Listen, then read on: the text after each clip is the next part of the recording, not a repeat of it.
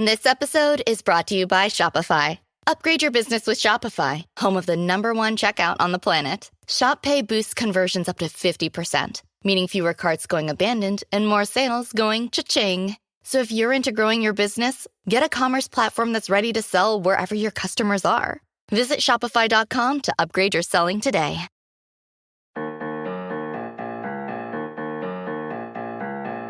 You're listening to the Reversing Climate Change podcast by the team at Nori, the carbon removal marketplace. This is a show about the innovators and entrepreneurs developing solutions to climate change. Do you remember these memes? This might even be a fun one to do for carbon removal, of the guy in the hospital bed. It's a stock photo, waking up from a coma. You'd be like, sir, you've been in a coma since 2022. It's like, oh, wow, the carbon removal industry should have taken over the whole planet by now. Let's do one. I haven't seen it before, but I like it. We could go the other way where the person is like, we solved climate change with just decarbonization, right? And then we could make it some like prominent carbon removal person. Dude, like that's a good one. That one's like ready to ship pretty much, Jason. Agreed. Write it down. Remember it. Put it in motion. Do something with it so I don't forget. I saw we got one of our memes was used in one of Zeke Housefather's threads on the New York Times article. Did you guys see that today? No, that's cool. I talked to him a little bit, but it's huge. Can he come on Carbon Removal Newsroom? He would be great. Also, I feel like he has a good sense of humor and is also, obviously quite the expert in the field. I always really appreciate his takes. And so the second, actually, this is how I found it. It's the second I saw the New York Times, because I was just on my iPad in the morning, drinking tea, reading the New York Times. And I saw this story and I was like, okay, I need some Twitter hot takes on this from experts in the CDR field. And sure enough, here comes a Twitter hot take. And you referenced one of our memes, which is always a warm and fuzzy feeling. Yes. Yeah, it's yours. I think you came in with this one, didn't you? I feel like this predated even. But yeah, it's the Lion King enhanced oil recovery. You must never go there. Yeah. Well, it's because it's topical, this whole discussion around enhanced oil recovery and CCS or CCUS. I don't know, now that's getting like New York Times attention, and I feel like that's on the one hand great. And on the other hand is maybe furthering the misconceptions about the difference between CDR and CCS or the role of CCS. And I just appreciate this kind of nuanced take that Zeke put forth to kind of balance out the piece, I thought. And the piece had some really good and legitimate points. But then I thought there were some things that needed further clarification, and I think he did a good job. Cool. Yeah, I haven't seen his take on this yet, but I certainly will absorb it. When I had a previous life in passing through Washington, D.C. quite a lot of my friends who worked at think tanks, the goal was always to have policy recommendations written so that when lawmakers, when it like landed on their desk and there was a bill, they would need to get caught up and you would have like the source document that they would reference to learn from. That's basically us, but for memes now. So we need Zeke. We're making the memes. I know you make memes too. We're going to make them ahead of time for you to use in your threads. There you go. When it's appropriate to do so. It's a pretty good goal, I think. I like it. Yeah, that's really smart. And there's like a second wave or multiple waves of like when it's relevant. Like we just kind of put it out there and it can just sit on our page, and when someone wants it. Didn't someone on the show recently say memes are the new white papers? Who said that? I think that was you.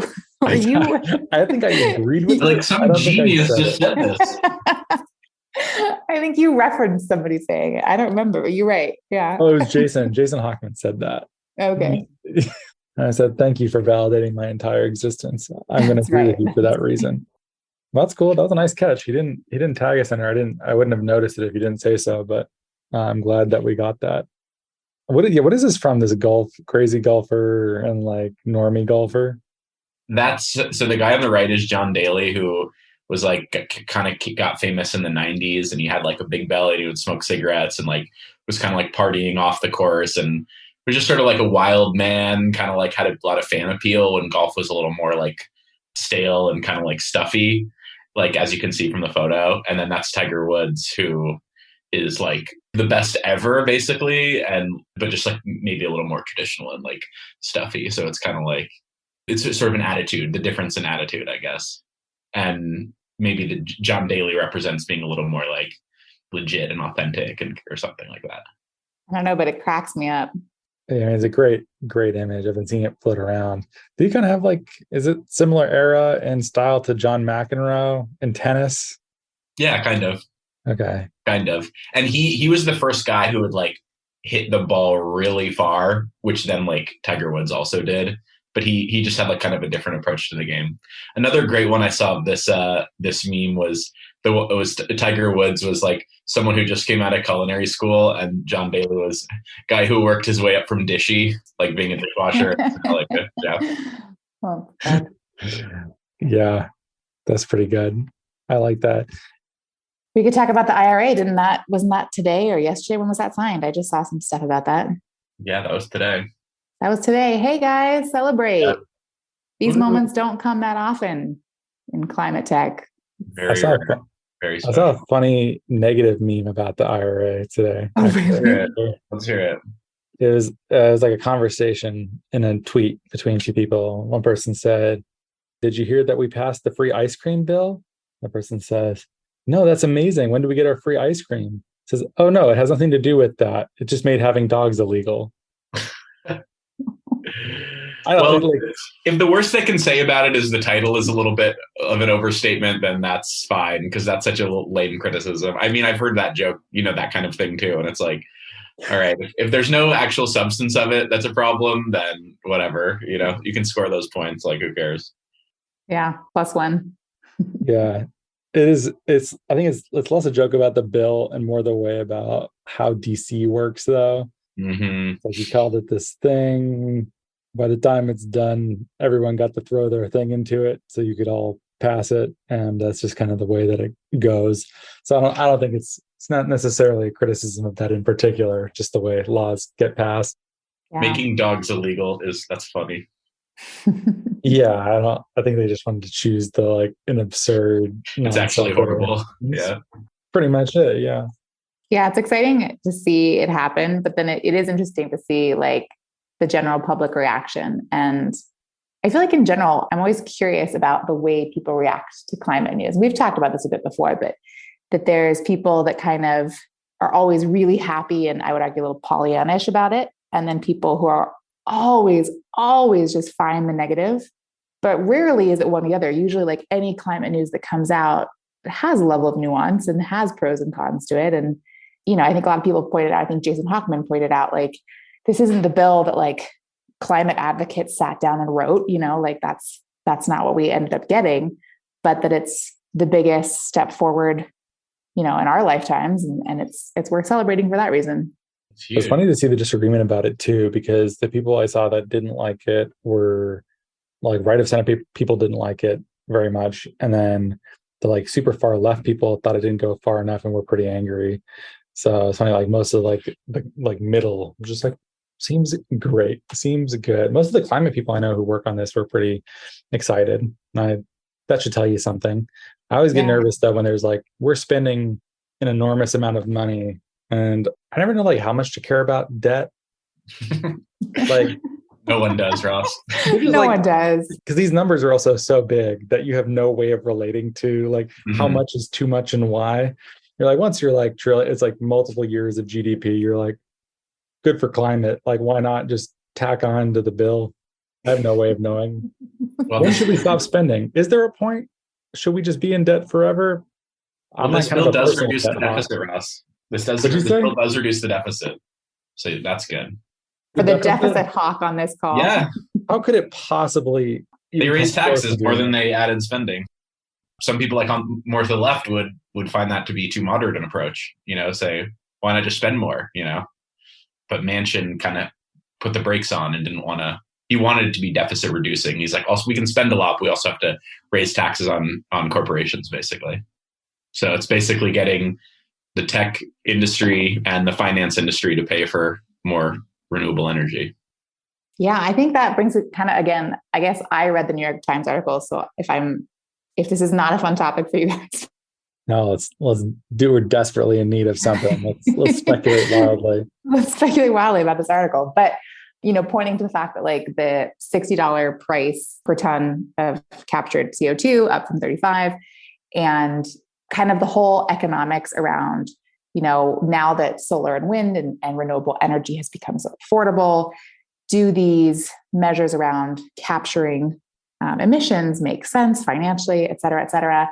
And I kind of went back to that podcast with Julio Friedman when he was talking about CCS. And I think I told you, Ross, like I was never against CCS, but I was always, skeptical. And I feel like that listening to Julio Friedman on that podcast brought in a lot of new information and data points for me. And one of the most important being that a lot of CCUS in the US is used in like industrial heating. So like creation of steel and whatnot, not necessarily, we think of it exclusively on like coal and natural gas power plants, right? That's kind of, I think, the image we conjure to mind when we talk about CCS. But that actually, there's other sectors that are tricky or expensive to decarbonize. And that's where a lot of the CCS is happening. Clearly I need to learn more about this, but I just felt like, I don't know, there's a lot of nuance and we should bring on some CCS experts to answer our questions. The group of people who are like really well informed about carbon removal and talk about it a lot, I feel like there's a growing bias towards like high durability and high permanence, and a growing bias against like quote, natural solutions. And I think that's pros and cons on both sides, but that's just really interesting that like that sort of, there's like that intellectual bias. And then like in reality, where you actually see money from like the offset markets and even like government spending going is like almost, and like corporate net zero plans, like is almost all towards like natural solutions that like don't meet those durability criteria set up by like various like think tanks and nonprofits and corporate like Frontier and stuff. I don't know. Do you guys know what I'm talking about? Like, I just find that interesting that like among certain thinkers, it's like durability, durability, durability. But then in like, when you go out into like, where's the money actually flowing? For now, it seems like very much towards like forestry and agriculture solutions. But I wonder if the two aren't related. I think you bring up a good point, but I think that part of the reason academics and people that like study this and are really getting into durability and permanence is because they're seeing a market that is flooded with arguably low cost, oftentimes low quality, although I'm certainly not saying that, reforestation or that all nature-based solutions are low quality, because there's terrific high quality projects on the market. But I think maybe that's almost why there's this kind of bias, is because it's kind of the pendulum counteracting the current market space. That's just one theory, but I do think that they seem to kind of line up. Yeah, I could see that. I think historically you're trying to overcome like decades of just plant a tree and that sort of like reasoning, or even still like recently the Trillion Tree Initiative, that was a popular force. So I can see there being a pretty strong swing against that. We've been thinking a lot about how to get the tonne-year accounting right, and if and how to use a discount rate and what this should actually look like so you can make comparisons against carbon removals with different durabilities, but also still have a commodity market scale. I find the like writing out of less durable carbon removal, and not only writing it out, or another way of saying this is essentially saying it's not carbon removal. I feel like the exclusion here is saying that this is not carbon removal. I've seen some articles on this recently too. I don't know that that's really that helpful, frankly. Also, if you only count the durable solutions, we're never getting anywhere close to having a meaningful number, are we? Will be a lot harder. Like if you don't count, if you don't like try and use that stuff, like do you even get anywhere close? Have you played the Road to 10 Gigatons game? I'm sure you have, because you've John's game. John's game, yeah. Terrific game. Shout out to John, as always, on the pod. We should just like play that live and talk about it. That would be a great thing to do. Ross, that's what we need. John's coming on. Play that live and talk about it, because I feel like that, although rooted in this idea of this kind of like lighthearted game, the Road to 10 Gigatons, although it's rooted kind of in this lighthearted, gamification of information, I think it's really illuminating. And as you're playing it, you understand, the different land use restrictions or energy restrictions on different methods. And it kind of advocates for the idea of a portfolio of carbon removal. And so I think a ton, we talk a lot about trying to be very agnostic. And I think as a team, we are pretty agnostic, and that we do think all additional removals are worth pursuing to certain degrees, right?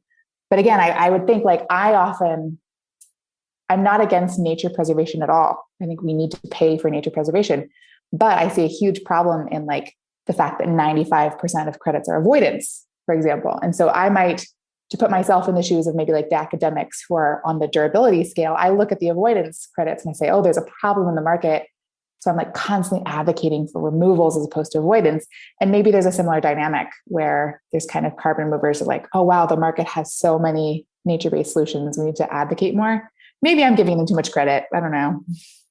Yeah, I don't know either. One thing I've been thinking about a lot though, I've been thinking about this for years, is I don't know that like 50 years or 100 years from now, I don't even think even that close, I don't think permanence right there matters that much, assuming that you think the cost curve is going to keep getting cheaper and cheaper to store. Like, and then those decades, we'll see amazing technological growth. They have to, or we're in big trouble. So like, isn't removing carbon for that duration of time like more valuable because of the discount rate too? Like those tons for the next 30, 40, 50 years are more valuable than hundreds or thousands of years. Well, that's a frequent argument, I think, is the immediacy of a lot of nature-based solutions, which I actually think we don't even really say nature-based solutions anymore. I think that's kind of becoming passe too. This whole idea that there's tech and nature and hybrid. I think now we're more just thinking of it in terms of like, well, they're all have some level of tech involvement and human involvement. And so we should just maybe call them all removals. And then, tonne-year accounting matters. And we have to figure out how to balance, shorter term removals with longer term removals, et cetera. I don't know. Do you guys think that that's becoming passe to say like nature versus tech? What do people say now? It's all hybrids? Yeah. There's some sort of amalgamation. I mean, I don't know. Kara was saying something about this recently about how like they're not really using that terminology anymore. I feel like the phrase nature-based solutions is like a bit of a cope. Like it's a bit of like makes you feel good. You know what I mean? Like I feel like there's a lot of like environmental groups or like activists you see they're like against carbon removal and maybe even like against offset markets and like certainly against like technological carbon removal, but then like it just sounds warm and fuzzy to be like it's a nature-based solution to climate change. Like what could be wrong? We'll like plant trees and we'll rehab the ecosystems and we'll all go back to organic agriculture and it'll be so wonderful. And like it's just not that easy and not that simple. And I feel like as I don't know, I guess sometimes it rubs me the wrong way when I see people saying that, like selling the concept of a nature-based solution as if it's like that simple, when like you're saying, Siobhan, there's like a ton of technology and intervention that's required to like get the benefits that you can from different agricultural practices or like forestry practices that can deliver like carbon removal and can deliver a lot of other benefits. But it's not just like we do nothing and nature just like wins and takes back over, it's like, it's hard stuff and it requires chemistry to like do the soil sampling and it requires all this different, it requires technology too, I guess, what I'm trying to rant about. It's just marketing language then for you. Yeah. I think the tendency to push back against this discount rate thinking that, it's been going on for a long time. And I've been mulling this one over, chewing out for a long time too, is I think even if there was a good faith, I think that argument is true, given certain assumptions about technological development. I think a ton removed for 50 years is worth more in some ways than one for longer. I would rather have more of those tons removed for shorter time than 1 ton for longer. But even saying that, I know people will use that same logic to fund spurious avoidance and offset projects using the same logic. So if your objection is practical rather than more ideological, then I'm sympathetic to that, because I certainly think my logic will be used by people less scrupulous. I don't even know how much of it do you think that even is impacting how people are thinking about this? Like, am I onto something with that or no? I think you're definitely right. No, and I think you bring up a good point that so much of carbon removal and how we think about it and how we deploy it has to be from a place of academic rigor.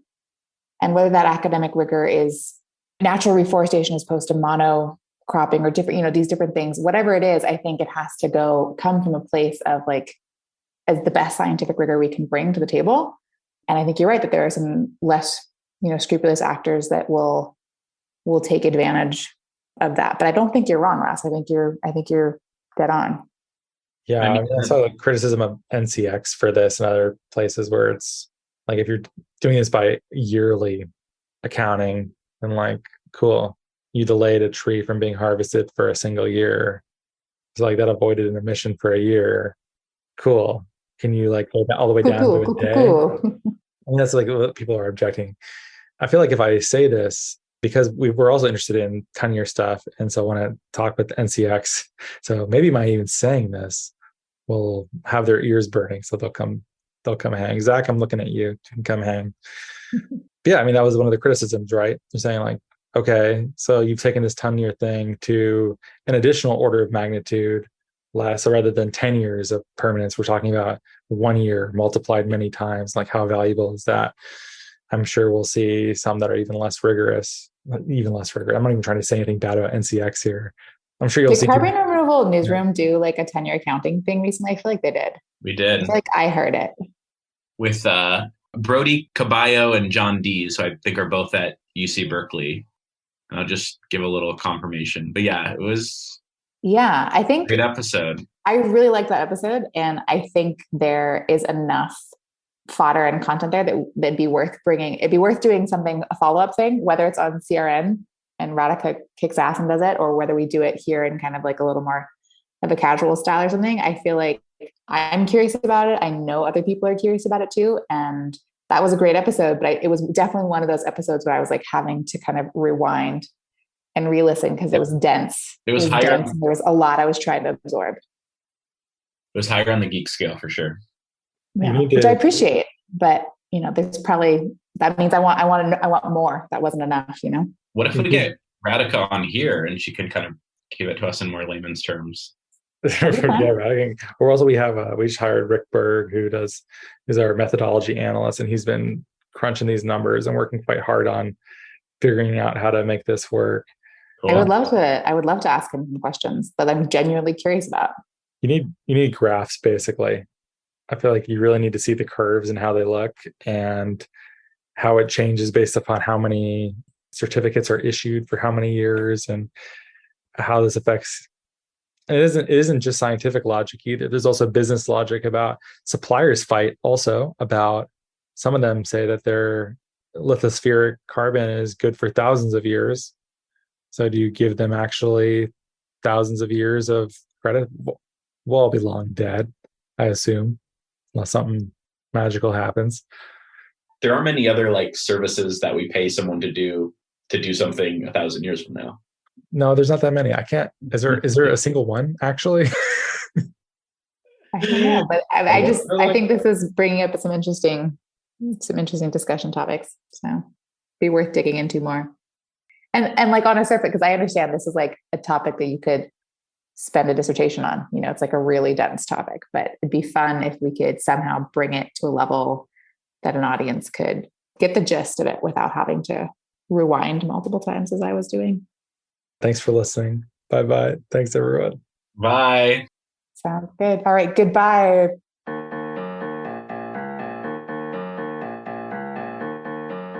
Thank you so much for listening. If you could please subscribe and give us a great rating and review on Apple Podcasts or a rating on Spotify, that'd be much appreciated. It helps us get our content out to more people. You can sign up for our newsletter at nori.com, follow us on social media, and we will catch you next time.